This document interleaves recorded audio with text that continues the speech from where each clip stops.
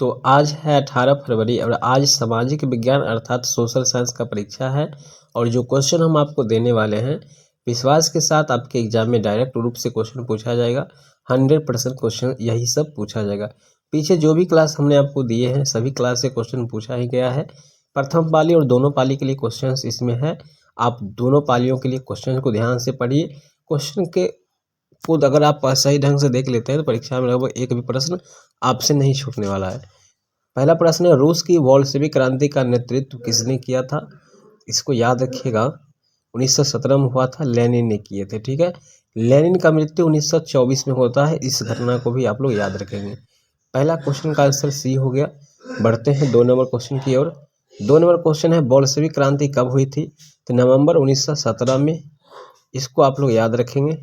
नवंबर 1917 में बोल्शेविक क्रांति हुई थी जिसके नेता लेनिन थे। इसे अक्टूबर क्रांति भी कहते हैं क्योंकि एक कैलेंडर था वहाँ पर जिस कैलेंडर के अनुसार नवंबर के दिन अक्टूबर का था। ठीक है, इसे अक्टूबर क्रांति के नाम से भी जाना जाता है। अगला प्रश्न है आपका, साइमन आयोग किस वर्ष भारत आया था? यहाँ पर जो है टिक लगा हुआ था 1928 है, ये गलत है। 1928 में ये चला गया था। भारत आया था 1922 ईस्वी में, यानी ऑप्शन ए आपका सही होगा। और चला गया था 1928 में। ध्यान रखेंगे सभी बच्चे, इस क्वेश्चन का आंसर जो होगा आपका ए ऑप्शन हो जाएगा। अगला प्रश्न है आपका, हिंद चीन पहुंचने वाले प्रथम व्यापारी कौन था? तो हिंद चीन पहुंचने वाले प्रथम व्यापारी पुर्तगाली था, यानी ऑप्शन सी आपका आंसर बिल्कुल राइट हो जाएगा। परीक्षा में जाने से पहले अगर आप सब क्वेश्चन को देख लेते हो तो परीक्षा से में एक भी प्रश्न आपसे लगभग नहीं छूटने वाला है। और बहुत ही शानदार क्वेश्चन पूछा जाता है। और वायरल रियल क्वेश्चन आंसर आपको कहाँ से मिलेगा, पीडीएफ कहाँ से आप डाउनलोड कर सकते हैं, जो क्वेश्चन परीक्षा से 1 घंटा पहले हमारे पास आता है उसे आप कैसे ले सकते हो। चलिए अगला क्वेश्चन पर बढ़ते हैं। जनसंख्या का घनत्व सबसे अधिक महानगर, ऑप्शन डी बिल्कुल रूप से सही हो जाएगा। अगला प्रश्न है, कार्ल मार्क्स का जन्म कहाँ होता है? कार्ल मार्क्स जो साम्यवाद के जनक हैं, इनका जन्म जर्मनी में होता है। याद रखेंगे हम सभी बच्चे, जर्मनी में। अगला प्रश्न आपका 7 नंबर है, Visvesvaraya iron and steel company कहाँ स्थित है? तो ये भद्रावती लगा हुआ है, लेकिन मेरे हिसाब से ये जमशेदपुर लग रहा है क्योंकि टाटा जी आयरन कंपनी वही है जो 1907 ईस्वी में, जिसकी स्थापना 1907 ईस्वी में हुई है। ठीक है, ध्यान रखेंगे। चलिए आगे बढ़ते हैं। 8वां प्रश्न है, अप्रैल थीसिस किसने दी? अप्रैल थीसिस एक किताब का नाम है जो लेनिन के द्वारा लिखा गया। ऑप्शन सी आपका करेक्ट आंसर टिक करके दिया गया है। अगला प्रश्न है, लखनऊ समझौता किस वर्ष हुआ? तो 1916। लखनऊ समझौता किस वर्ष हुआ? 1916। ठीक है, इसको याद रखें। अगला क्वेश्चन है आपका, भारतीय राष्ट्रीय कांग्रेस के पहले अध्यक्ष कौन थे? तो यहाँ पर देखिए, भारतीय राष्ट्रीय कांग्रेस का जो पहला अध्यक्ष थे वे उमेश चंद्र बनर्जी थे, हालांकि अब दादा भाई नौरोजी है। ठीक है, इस चीज़ को याद रखेंगे। अगला क्वेश्चन की ओर हम लोग बढ़ते हैं। अगला प्रश्न है, विश्व व्यापार संगठन की स्थापना किस वर्ष की गई? तो 1995। ठीक है, ये थोड़ा डाउट वाले क्वेश्चन लग रहा है क्योंकि 1945 के आसपास लग रहा है। ठीक है, बाकी आप इसका गूगल करके आंसर हमें कमेंट करके बता सकते हैं क्या होगा इसका आंसर। सीरियसली आप इसे बताएं, जरूर कमेंट करें। आगे बढ़ते हैं। निम्न में से किस देश में मिश्रित अर्थव्यवस्था है? तो ऐसा तो देश अपना भारत है, ग्रेट भारत। चलिए सी आंसर। आगे बढ़ते हैं। 13 नंबर क्वेश्चन है, सेवा क्षेत्र में कौन सी क्रियाएं शामिल होती है? यातायात, संचार एवं बैंकिंग। ऑप्शन सी यहाँ पे आपका आंसर राइट हो जाएगा। चलिए आगे बढ़ेंगे जल्दी से और 14 नंबर प्रश्न की ओर हम लोग जाएंगे। 14 नंबर प्रश्न है, राष्ट्रीय आय की गणना किस विधि द्वारा की जाती है? आय विधि, व्यय विधि, उत्पादन और मूल्य जोड़ की विधि। इनमें से लगभग सभी आंसर हो जाएगा। हालांकि सामाजिक विज्ञान में जब इनमें सभी ऑप्शन में दिख जाए तो ज़्यादा उम्मीद रखिए कि वो इनमें सभी वाला ही सही होगा। भारतीय बैंकिंग प्रणाली के शीर्ष पर कौन है?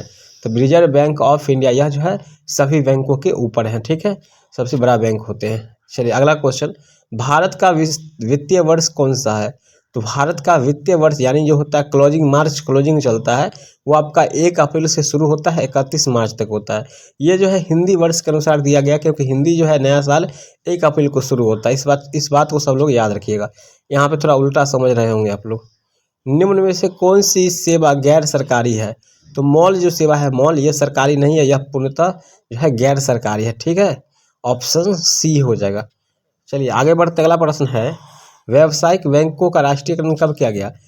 तो यहाँ पर 1969 में 100 कुछ है 95 के आसपास बैंक जो है गरीबी के कुचक्र की धारणा किस अर्थशास्त्री ने दिया था? तो रैगनर नरकस। ऑप्शन जो है आपका सी जो है यहाँ पर हो जाएगा। ठीक है, हालांकि यहाँ पर बी लग रहा था लेकिन सी आंसर हो जाएगा।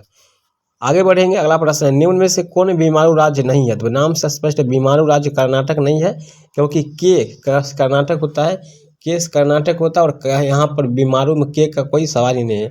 एम है, यू से उड़ीसा, बी से बिहार होता है, लेकिन के से कर्नाटक इसमें नहीं है बीमारू में, इसलिए सी आंसर आपका हो जाएगा सही। अगला प्रश्न है मंदार हिल किस जिला में स्थित है? यह भागलपुर में स्थित है। ठीक है, कहलगांव के आसपास।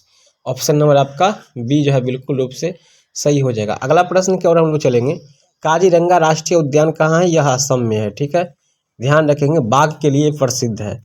ठीक है, काजीरंगा किसके लिए प्रसिद्ध है? बाघ के लिए, और यह असम में स्थित है। अगला क्वेश्चन है संजय गांधी जैविक उद्यान कहाँ है? तो यह अपना बिहार के पटना में है, जो संजय गांधी के नाम पर रखा गया है। ठीक है, चिड़ियाघर, संजय गांधी जैविक उद्यान, इसको हम लोग चिड़ियाघर कहते हैं। तो ऐसे में आप लोग आसानी से समझ गए होंगे। चलिए अगला क्वेश्चन है ऊर्जा का गैर पारंपरिक स्रोत क्या है? तो ऊर्जा का गैर पारंपरिक स्रोत जो होता है वो आपका यहाँ पर हो जाएगा ऑप्शन नंबर डी, सौर ऊर्जा। देश के बांधों को किसने भारत का मंदिर कहा? बहुत बड़ा डाउट वाला क्वेश्चन। बहुत जगह पे आप आंसर देखते होंगे डॉक्टर राजेंद्र प्रसाद, बहुत जगह देखते होंगे पंडित जवाहरलाल नेहरू। तो आपका सी आंसर पंडित जवाहरलाल नेहरू ही होगा। अगला क्वेश्चन है काली मृदा का दूसरा नाम क्या है? काली मृदा का दूसरा नाम रेगुर मृदा है। कपास की खेती के लिए यह उपयुक्त मिट्टी बहुत ही शानदार होते हैं। अगला प्रश्न आपका है सुनामी का प्रमुख कारण क्या है? सिंपल, देखिए यहाँ पे क्वेश्चन स्पष्ट नहीं दिख रहा है, आप याद रखेंगे समुद्र में जब भूकंप आता है तो सुनामी उसी को कहते हैं। ठीक है, पृथ्वी की सतह पर सबसे पहले पहुंचने वाले भूकंप तरंग कौन है? भूकंप के तरंग 4 होता है। पी तरंग जिसको हम लोग प्राइमरी कहते हैं यानी प्राथमिक तरंगे कहते हैं, यह सबसे पहले पृथ्वी पर पहुँचते हैं। उसके बाद एस तरंग होता है, सेकेंडरी होता है, एल तरंग होता है, फिर टी तरंग होता है, टर्शियरी होता है। चलिए जलने में क्या प्राथमिक उपचार होनी चाहिए? अगर आपका हाथ पक जाता है आग में तो उसका जो है घरेलू उपचार जो है तुरंत को क्या करते हैं हम लोग, ठंडा पानी उस पर डालना चाहिए, या जो भी होता है अपना वो सब करना चाहिए। ठीक है, घर का जो काम होता है, हालांकि ऑप्शन के हिसाब से ठंडा पानी। भाखड़ा नागल बांध किस नदी पर बना हुआ है? यह सतलज नदी, सी पे हो जाएगा आंसर। अगला प्रश्न है भोपाल गैस त्रासदी में किस गैस का रिसाव हुआ था? दिसंबर 1984 में हुआ था। इसमें जो है फॉस्जी नामक खतरनाक गैस और मिथाइल आइसोसाइनेट का रिसाव हुआ था, जिसमें हजारों लोगों का मृत्यु रातों रात हुआ था। बहुत सारे लोग अंधा हो गए थे, विकलांग भी हो गए थे। राउरकेला इस्पात संयंत्र कहाँ है? राउरकेला थोड़ा भोजपुरी भाषा लग रहा है, यह झारखंड में है। पहला अंतर्राष्ट्रीय पृथ्वी सम्मेलन कहाँ हुआ था? जेनेवा, मत मारिएगा, रियो डी जेनेरिया में हुआ था। ऑप्शन डी आपका करेक्ट हो जाएगा आंसर।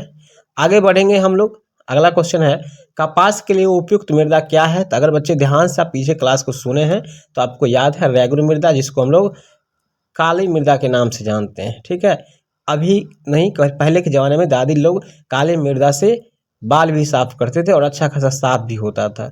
आप भी ट्राई कर सकते हैं। कौन प्राकृतिक आपदा विस्तृत क्षेत्र को प्रभावित करता है?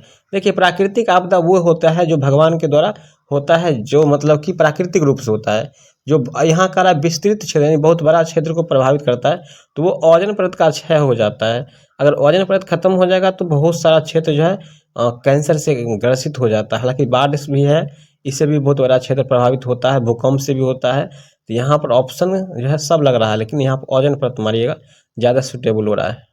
विश्व में सबसे बड़ा प्रजातंत्र किस देश का है? तो वो अपना है यहाँ पे अमेरिका हो जाएगा। प्रजातंत्र अपने यहाँ लोकतंत्र है, प्रजातंत्र तो है नहीं। चलिए अगला क्वेश्चन है हाल ही में कौन सा भारतीय राज्य 2 केंद्र शासित प्रदेशों में बदल गया है? तो वो अपना जम्मू कश्मीर है। ठीक है, 370 हटाने के बाद जो है ये घटना हुआ है। अगला क्वेश्चन है पंचायती राज का उच्चतम स्तर क्या होता है? तो अपना पंचायत में जो होता है, जो चुनाव होता है, उसका जिला परिषद सबसे उच्च माना जाता है। ठीक है, अगला प्रश्न है 39 नंबर की ओर हम लोग बढ़ेंगे।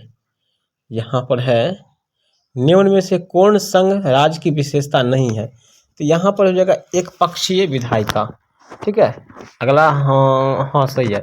अगला है संपूर्ण क्रांति का नेतृत्व किसने किया? सभी को पता है, Jayaprakash Narayan, option number A. अगला प्रश्न केवल हम लोग बढ़ेंगे, जयप्रकाश नारायण हो जाएगा इसका आंसर। किस वर्ष सूचना का अधिकार एक्ट लागू हुआ था? तो 2005 में हुआ था लागू, ठीक है। अगला क्वेश्चन 42 नंबर है आपके पास। 42 नंबर क्वेश्चन का रहा है, भारत में किस प्रकार की शासन प्रणाली है? संघीय और संसदीय। भारत में संघीय और संसदीय शासन प्रणाली वर्तमान में है। क्षेत्रवाद की भावना एक कुपरिणाम है। क्षेत्रवाद के कारण किस चीज का जन्म होता है? कौन सा कुपरिणाम होता है? अलगाववाद होता है, ठीक है, अलगाववाद, ऑप्शन डी।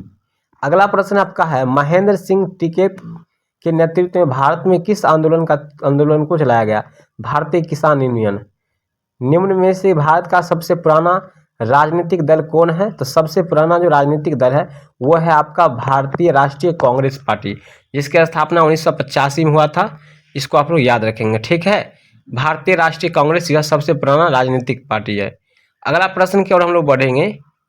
ये फर्स्ट पाली में सब क्वेश्चन पूछा जा रहा है, सेकेंड पाली के लिए भी कुछ क्वेश्चन इसमें है, तो सेकेंड पाली में भी क्वेश्चन पूछा जाएगा। विविधताओं के बीच सामंजस्य की स्थापना सर्वाधिक क्षमता किस शासन व्यवस्था में है? तो वो लोकतंत्र के अंदर है, ठीक है। लोकतंत्र, लोकतंत्र में कहा गया है, लोकतंत्र एक ऐसा शासन है जो जनता का शासन है, जनता के द्वारा और जनता के लिए बनाए गए शासन है, इसी को हम लोग लोकतंत्र कहते हैं। और यह नारा जो है अब्राहम लिंकन के द्वारा दिया गया था, ठीक है। अगला क्वेश्चन है, भारत में 1977 में आम चुनाव में किस पार्टी को बहुमत मिला था? 1977 में जो है सरकार की पार्टी में आई थी, जनता पार्टी आई थी, जिसको हम लोग बीजेपी कहते हैं, ठीक है ना। इनकी जो है वर्चस्व शुरू हो गया था। 75 में जो है सरकार थी इंदिरा गांधी की, कांग्रेस से थी। बाद में जो 1977 में जो है जनता पार्टी सरकार में आ गई थी, उनको बहुमत मिल चुका था, यानी वो जीत गए थे। अगला है, सूचना का अधिकार आंदोलन किस राज्य से शुरू हुआ था? तो सूचना का अधिकार आंदोलन जो है यह राजस्थान से शुरू हुआ था, ठीक है, कोटा के आसपास से शुरू हुआ था। हमारे विचार से आप अगर इस क्लास को 1-2 बार कर लेते हैं, सारे ग्रुप में शेयर कर देते हैं, चैनल को अगर अभी सब्सक्राइब कर लेते हैं तो आपको आंसर के भी मिलाया जाएगा, सब कुछ हम आपको बताएंगे, तो बारीक से आप लोग समझ ही चुके होंगे। आगे की ओर हम लोग बढ़ेंगे, और इसे आप लोग यूट्यूब पर जाकर के भी सर्च कर सकते हैं, और गूगल पे जाकर सर्च कीजिए MNC क्लासेस, और वहाँ से आप इसका PDF डाउनलोड कर सकते हैं। चलिए अगला प्रश्न है, किस सूची के विषयों पर केंद्र और राज्य सरकार दोनों कानून बना सकती है?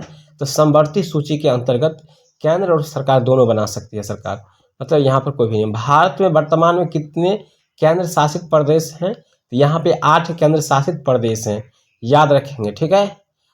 यहाँ पे चलो दिल दे दो आप, इसका ट्रिक होता है चलो दिल दे दो आप। यहाँ पे च से चंडीगढ़, लक्षद्वीप, दी से दिल्ली, दी से दमन और दीव, दादरा नगर हवेली, अंडमान निकोबार और पुडुचेरी होता है, और यहाँ पर जम्मू कश्मीर से एक बढ़ गया है, ठीक है। चलिए अगला क्वेश्चन है, पंचायती राज व्यवस्था सर्वप्रथम भारत के किस राज्य में हुआ? तो आंध्र प्रदेश। याद रखिएगा, आंध्र प्रदेश में ही सबसे पहले तारी विरोधी आंदोलन शुरू हुआ था। तारी विरोधी आंदोलन यह जो है सबसे पहले आंध्र प्रदेश से ही शुरू हुआ। चलिए आगे बढ़ेंगे, ध्यान से सुनिए बातों को। बिहार पंचायती राज अधिनियम 2006, महिलाओं को कितना प्रतिशत आरक्षण मिला? तो यहाँ पे 50% होगा। चलिए इस सब क्वेश्चन का आंसर हम लोग जानते हैं, कैसे आप डाउनलोड कर सकते हैं, अपने फ़ोन में ले सकते हैं। इसकी पूरी जानकारी आपको गूगल पे मिल जाएगा। अक्रोबाट का मंदिर आपका कंबोडिया में है, और अक्रोबाट के मंदिर में भगवान विष्णु की पूजा होती है। ग्रांटेड क्वेश्चन आपका एग्जाम में पूछा गया है, ठीक है। कंबोडिया में विष्णु भगवान की पूजा होती है। गांधी चंपारण किस वर्ष आए? तो ये 1919 में आए थे गांधी जी चंपारण, ठीक है, अफ्रीका से लौटे थे। किस पुस्तक को साम्यवादियों का बाइबल कहा जाता है? वार एंड पीस या दास के फल, इसी दोनों में से कोई एक हो जाएगा। चलिए वीडियो को ज़्यादा लंबा नहीं करेंगे, मिलते हैं दूसरे वीडियो में। यह वीडियो कैसा लगा कमेंट कीजिए। धन्यवाद।